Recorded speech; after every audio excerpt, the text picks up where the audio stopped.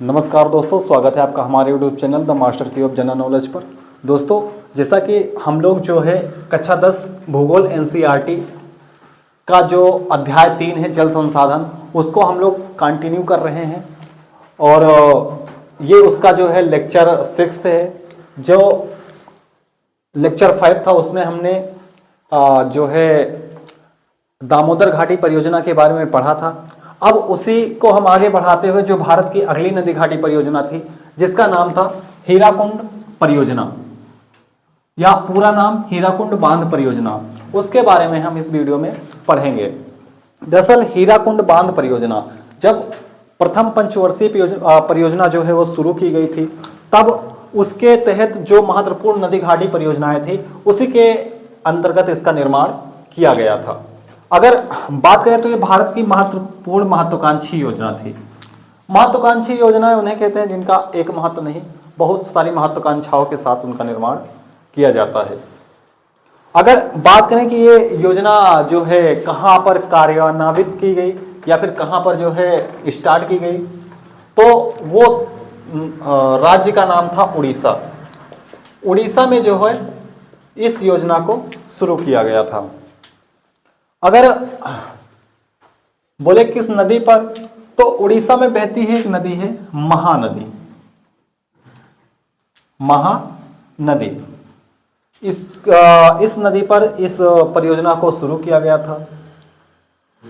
इस परियोजना के अंतर्गत जो है वो 3 बांध बनाए गए थे। पहला है नराज बांध और दूसरा है टिकरापारा बांध और तीसरा है हीराकुंड बांध। इन तीनों में से जो सबसे महत्वपूर्ण है वो है हीराकुंड बांध, जो कि उड़ीसा के हीराकुंड नामक स्थान पर बनाया गया था। अगर बात करें तो इन तीनों बांधों की जो है तो इनकी जो है विद्युत उत्पादन क्षमता वो 3.55 या 3.55 हजार किलोवाट है।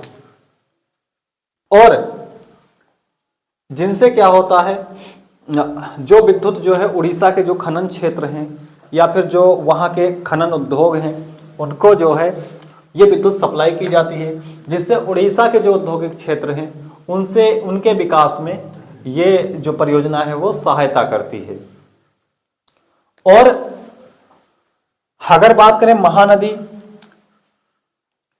तो महानदी जो है वो इधर मध्य प्रदेश की जो पहाड़ियां हैं, सतपुड़ा की पहाड़ियां या फिर विंध्य की पहाड़ियां, उन्हीं से निकलकर जो है जाकर बंगाल की खाड़ी में, बे ऑफ बंगाल में गिर जाती है। हीराकुंड बांध में, अगर हीराकुंड बांध जो है भारत का जो है सबसे लंबा बांध है, सबसे लंबा बांध है। ऊंचा कौन सा था?